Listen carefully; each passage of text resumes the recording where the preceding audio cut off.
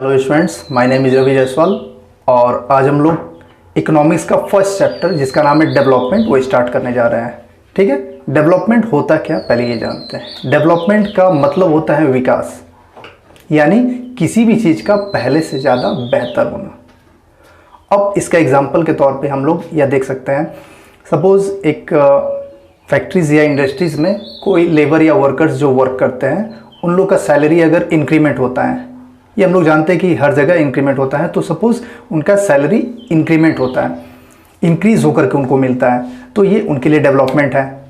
और ऐसा भी होता है कि उन्हें प्रमोशंस भी कभी कभी मिलते हैं, प्रमोशन होता है तो ये भी उनके लिए डेवलपमेंट है। एक और एग्जांपल देख सकते हैं, एक छोटे बच्चे जो होते हैं वो कई छोटे बच्चे फैक्ट्रीज और इंडस्ट्रीज़ में वर्क करने जाते हैं जहाँ उन्हें नहीं जाना चाहिए था, तो ये उनके लिए डेवलपमेंट। अगर वो उस इंडस्ट्रीज या फैक्ट्रीज में ना जा करके किसी स्कूल्स में स्टडीज़ करने जाए तो ये उनके लिए डेवलपमेंट होगा। ठीक है, तो यहाँ पर इस तरह डेवलपमेंट हर लोग के लिए एक ही हो ये ज़रूरी भी नहीं है। कैसे, एक एग्जांपल आपको दिखाते हैं। सपोज़ एक डैम बनाया गया गवर्नमेंट के द्वारा, और उस डैम बनने के बाद होता क्या है, सिटीज़ में जो रहने वाले लोग हैं उनके लिए तो बेनिफिट होगा। कैसे, उनको आसानी से इलेक्ट्रिसिटी और वाटर अवेलेबल हो जाएंगे, मिल जाएंगे।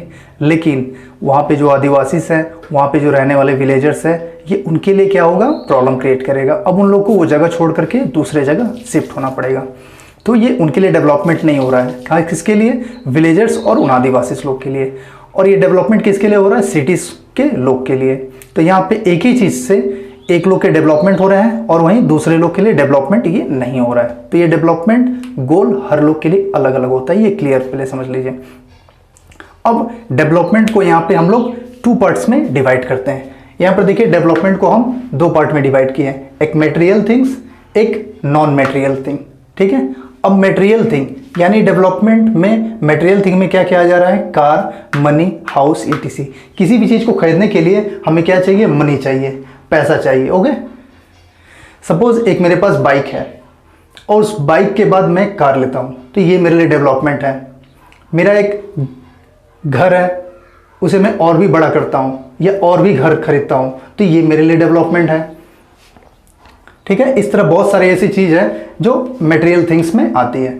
अब हम लोग डिस्कस करेंगे नॉन मटेरियल थिंग्स के बारे में। नॉन मटेरियल्स होती क्या है, नॉन मटेरियल्स में इक्वलिटी, फ्रीडम, रेस्पेक्ट, ठीक है, इस तरह के जो आते हैं वो नॉन मटेरियल थिंग्स में आ जाते हैं डेवलपमेंट। ये भी डेवलपमेंट है, मटेरियल थिंग्स के ये डेवलपमेंट है और ये नॉन मटेरियल थिंग्स से डेवलपमेंट है। तो इसमें इक्वलिटी में जैसे सपोज हर लड़की चाहती है, हर महिला चाहती है कि उन्हें समाज में मेल के जैसे उनको समान अधिकार मिले, हर चीज़ को उन्हें बराबर का अधिकार मिले। ठीक है, इक्वली दर्जा मिले, यानी गरीबी अमीरी का भेदभाव ना रहे, ये भी इक्वलिटी देख सकते हैं। तो इस तरह इक्वलिटी देखा जाता है। अगर किसी को कोई इक्वलिटी नहीं मिल रहा है, सपोज एक वर्कर कहीं पे वर्क कर रहा है तो उससे भेदभाव वहाँ पे किया जा रहा है, वहीं पर किसी बड़े कंपनी में वो जा रहा है तो वहाँ पे उससे भेदभाव नहीं किया जा रहा है, तो वहाँ पे इक्वलिटी वो उसको मिल रहा है, ये उसके लिए डेवलपमेंट है।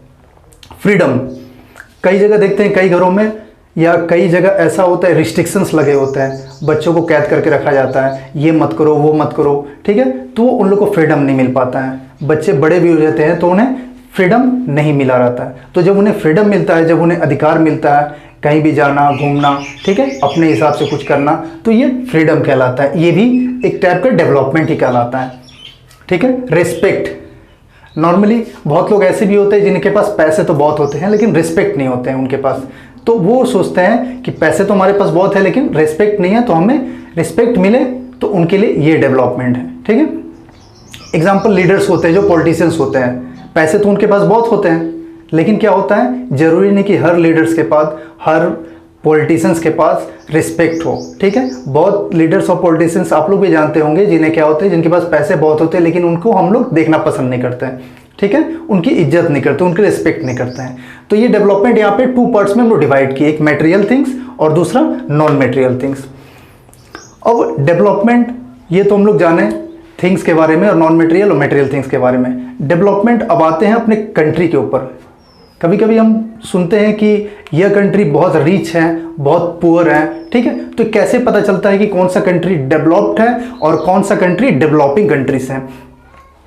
तो एग्जांपल में अपना इंडिया जो कंट्री है वो क्या है, एक डेवलपिंग कंट्री है। यूएसए के तुलना में देखिए, अगर ये किया जाए, कंपेयर किया जाए, तो USA is a developed country but India is a developing country. Okay, तो ये कैसे हम लोग पता करते हैं कि कौन सा कंट्री डेवलप्ड है, कौन सा कंट्री डेवलपिंग कंट्री से, ठीक है। आइए हम लोग जानते हैं, किसी भी कंट्री का एक होता है पर कैपिटा इनकम, जिसको एवरेज इनकम भी कहा जाता है, ठीक है। पर कैपिटा इनकम को पीसीआई भी आपके टेक्स्ट बुक में आप देख सकते हैं, इसको पीसीआई शॉर्ट फॉर्म में लिखा हो सकता है, ठीक है। ये पर ईयर निकाला जाता है, यानी एक कंट्री का टोटल इनकम जो होता है उसी से पता चलता है कि वो कंट्री रिच है कि पुअर है। अब ये रिच पुअर कैसे पता चलता है, किसी भी कंट्री का टोटल इनकम निकालें, टोटल इनकम ऑफ पीपल, उसको डिवाइड करें टोटल नंबर ऑफ पीपल से, ठीक है। टोटल इनकम उस कंट्री के निकालने के बाद जो आता है उसको टोटल नंबर ऑफ उस कंट्री के पीपल को डिवाइड करते हैं, तो हमारा क्या निकल आएगा, पर कैपिटा इनकम या फिर एवरेज इनकम ऑफ कंट्री भी कहा जाता है, ठीक है। ये फिर से समझ लीजिए कैसे निकलता है पर कैपिटा इनकम। ये हम लोग चेक करते हैं कि किस कंट्री, कौन सा कंट्री जो है डेवलप्ड है कि डेवलप्ड नहीं है, ठीक है। उस कंट्री का एवरेज इनकम क्या है, ये एवरेज इनकम निकालना होता है, ठीक है। हर लोग का इनकम बराबर नहीं होता है, ठीक है। तो सारे को अगर टोटल कर दिया जाए, ध्यान से फिर से समझिए, एवरेज इनकम ऑफ कंट्री क्या हो रहा है, टोटल इनकम ऑफ पीपल, यानी उस कंट्री के टोटल पीपल का जो टोटल इनकम है वो निकाल करके उस कंट्री के टोटल पॉपुलेशन यानी टोटल नंबर ऑफ पीपल को डिवाइड करेंगे, तो हमारा क्या निकल आ जाएगा, उस कंट्री का एवरेज इनकम निकल आएगा, ठीक है। वो पर ईयर का निकाला जाता है, जिसको पर कैपिटा इनकम भी कहा जाता है, शॉर्ट फॉर्म में इसको पीसीआई कहा जाता है, ठीक है। अब कौन सा कंट्री रिच है या पुअर है, ये इस तरह हम लोग कंपेयर करते हैं। देखिए, पुअर कंट्रीज को हम लोग अकॉर्डिंग टू आपके अभी जो टेक्स्ट बुक्स में रेशियो दिया हुआ है, ठीक है, उस कैलकुलेशन के हिसाब से मैं बता रहा हूँ, 2017 का रेशियो है, ठीक है। जो कंट्रीज लेस देन $955 से कम पर कैपिटा इनकम है, ध्यान से समझिए, ये पर कैपिटा इनकम है, यानी एक लोग का, ठीक है। तो per capita income less than, जिस कंट्री का per capita income less than $955 हो, वो पुअर कंट्रीज कहलाती है, ठीक है। अब रिच कंट्रीज किसको कहा जाता है, वो कंट्री जिसका पर कैपिटा इनकम 12,056 से ज्यादा हो, ओके, उस कंट्रीज को हम रिच कंट्रीज कह सकते हैं।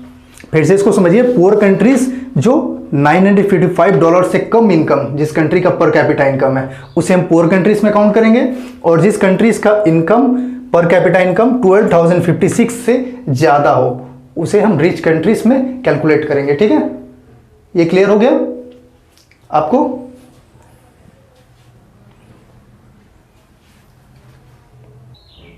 अब यहां पर आप देख रहे हैं, जैसे कि सारा बता दिया, ठीक है, पुअर कंट्रीज रिच कंट्रीज कैसे हम कंपेयर करते हैं। अब इंडिया का 2017 के हिसाब से इंडिया एक डेवलपिंग कंट्री माना जाता है, डेवलप्ड कंट्री नहीं, ठीक है। इंडिया का पर कैपिटा इनकम है 1820 अकॉर्डिंग टू 2017 रेशियो, ओके। तो अब डेवलपमेंट का हम लोग जो पढ़े थे पर कैपिटा इनकम के बारे में, ठीक है। अब पर कैपिटा इनकम का कुछ डिमेरिट्स भी होता है, जो उनकी खामियां हैं, ठीक है। डिमेरिट्स क्या है, demerits of per capita income का मेन चीज़ इसका ये है कि इट हाइड्स डिस्पैरिटीज। कैसे, एग्जांपल्स में हम आप देखते हैं। सपोज यहाँ दो कंट्रीज के हम नाम दिए हैं, एक कंट्री का नाम X और दूसरे का नाम Y है, ठीक है, और दोनों का पर कैपिटा इनकम सेम है। इसका भी पर कैपिटा इनकम 8,000 है और इस कंट्री का भी पर कैपिटा इनकम 8,000 है, ओके। यहाँ पर लगभग टोटल जितने भी पॉपुलेशन से जितने भी लोग हैं, उन सब की सैलरी लगभग या इनकम 6,000 से 8,000 के बीच है, टोटल लोगों की, ठीक है। एवरेज इनकम यानी सब टोटल 6,000 से 8,000 के बीच इनके इनकम्स हैं। और वहीं पर दूसरी कंट्रीज़ के बारे में अगर देखें, जो वाई हम एक एग्जांपल में लिए थे, ठीक है, इसमें 90% लोग का इनकम है 7,000 के और 10% जो लोग हैं उनका इनकम है 2,000 के आसपास। तो यहाँ पे पर कैपिटा इनकम एक ही होने के बाद भी यह कंट्री हमें ज़्यादा डेवलप दिखाई देती है। क्यों? यहाँ पे money and resources are divided equally. यहाँ पे सब लोग को बराबर इनकम का एक मतलब ये मिला है, ठीक है। हर लोग समान इनकम कर रहे हैं, बराबर इनकम कर रहे हैं। और वहीं पर ये इस कंट्री का भी पर कैपिटा इनकम 8000 ही है, लेकिन यहाँ पे money and resources are not divided equally. तो दोनों में डिफरेंस दिख गया। पर कैपिटा इनकम एक ही होने के बावजूद भी ये दो कंट्रीज कहीं ना कहीं डेवलप्ड होने के बावजूद भी यहाँ पे मनी एंड रिसोर्सेस एक में डिवाइड इक्वली हो रहा है, एक में नहीं हो रहा है। तो ये एक इस कंट्री को हम बेटर मानेंगे इस कंट्री से। ओके, तो ये हम लोग क्लियर हो गया अभी तक कि डेवलपमेंट एक कंट्री का किस तरह डिपेंड करता है, यानी कैसे पता चलता है वो कंट्री डेवलप्ड है या डेवलपिंग कंट्री है, ठीक है, या कंट्री डेवलप्ड नहीं है। तो अब डेवलपमेंट जो होता है वो कुछ और रीजंस पे भी हम लोग को भी पता चला है कि डेवलपमेंट सिर्फ पर कैपिटा इनकम से नहीं पता कर सकती कोई कंट्री डेवलप्ड है या नहीं है। उसके साथ साथ हमें फ्रीडम, हेल्थ, ठीक है, उस कंट्री का एजुकेशन सिस्टम, सिक्योरिटी सिस्टम, ये सब चीज़ भी मायने रखता है कि वो बताने के लिए या पता करने के लिए वो कंट्री डेवलप्ड है कि नहीं है। एग्जाम्पल के तौर पे अगर देखा जाए तो यूएसए जहाँ पे एक क्रेसिस वहाँ पे कई ज़्यादा होते हैं, ठीक है। तो सपोज आपको एग्जाम्पल, इंडिया में आपको कोई अगर जॉब मिल रहा है 50,000 पर मंथ और आपको जॉब अमेरिका में वही लगभग 80,000 या 1 लाख के आसपास मिलेंगे, तो आप कौन सा प्रीफर करेंगे? आप ये सोचेंगे इंडिया में रहना बेहतर है, ठीक है। क्यों? वहाँ पे जब आपको पता चलेगा वो रेसिज्म ज़्यादा है, जाति का भेदभाव है, इस तरह का। और एक एग्जांपल देखिए, सपोज आपको ईरान में अगर जॉब लगे, इराक में अगर कोई जॉब लगे, 1 लाख सैलरी हो, तो वहाँ पे फिर भी हम लोग 1 लाख या 5 लाख भी अगर सैलरी हो तो वहाँ पे जाना पसंद नहीं करेंगे, ठीक है, क्योंकि वहाँ पे सिक्योरिटी ज़्यादा नहीं है, ठीक है, वहाँ पे रिस्क रहेगा, ठीक है। तो इस तरह क्या होता है, किसी भी कंट्री का डेवलपमेंट और भी चीज़ों पे आधार होता है, ठीक है। जैसे कि अभी आपको बताया, फ्रीडम, हेल्थ, एजुकेशन, सिक्योरिटी, इन सब के ऊपर भी डिपेंड करता है कि वो कंट्री डेवलप्ड है कि नहीं है। तो स्टूडेंट्स, आज के लिए बस इतना ही रहने दें, ठीक है। नेक्स्ट एपिसोड में हम मिलते हैं, नेक्स्ट पार्ट में, इसी चैप्टर का नेक्स्ट पार्ट जब आएंगे तो उसमें नेक्स्ट जो बचा हुआ इस चैप्टर का उसको हम लोग डिस्कस करेंगे, ठीक है। वीडियो आपको अगर पसंद आए तो इसको सब्सक्राइब और लाइक जरूर करें, ठीक है। सब्सक्राइब कर दें जिससे आपको नेक्स्ट वीडियोस जो बनाऊंगा वो आपको मिलते रहेंगे। Okay, bye.